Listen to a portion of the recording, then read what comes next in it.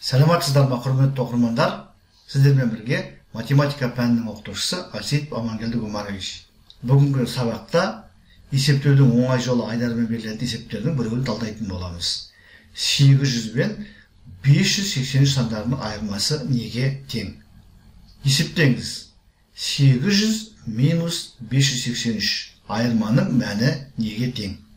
Шешуі баған түрінде жазып алып, енді қараңыздар, азайтқыштың бірлігін азайтуымыз керек. Бізде азайтқыштың бірлігі азайтқыштың бірлігінен үлкен, сондықтан бізге үлкен разрядтан бірліктерді қарызға алуға тура келеді. Яғни бізде жазу көбейіп кетеді. Мен сіздерге қазір осындай жағдайларда оңай есептеудің бір жолын көрсетейін. Азайтқыш пен азайтқыштың әрқайсысынан бір санын азайтамыз. Нәтижесінде азайтқыш 799-ға тең болады, азайтқыш 582-ге тең болады. Әрі қарай 799-дан 582-ні азайтамыз.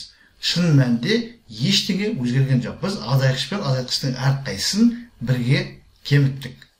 Нәтижесінде біз 217 деген жауап аламыз. Сонымен азайтқыш 800, азайтқыш 583, айырманың мәні 217. Енді тексеріп көрейік. Амалда орындадық, оның дұрыс бұрыстығын тексеру үшін біз айырманың мәніменен азайтқыштың қосындысын табуымыз керек. Сонда ол азайтқышқа тең болуы керек. Сонымен азайтқышқа, яғни 583-ке айырманың мәні 217-ні қосамыз, шын мәнінде 800 шығады. Яғни біздің есепті дұрыс шығарғандығымыз көрініп тұр. Сонымен құрметті оқырмандар, біз бүгінгі сабақта мына берілген түрдегі айырманың мәнін табу үшін бір қолайлы тәсілді көрсетіп отырмыз. Бұндай жағдайда азайтқыш пен азайтқыштың әрқайсысынан бірді шегеріп, содан кейін азайтуды орындап, нәтижесін алуға болады екен. Сонымен есептің жауабы 217. Құрметті оқырмандар, біз бүгінгі сабақта азайту амалын орындаудың бір оңай жолын қарастырдық. Бейнеролик ұнаса лайк қойыңыздар, ұнамаса дизлайк қойыңыздар.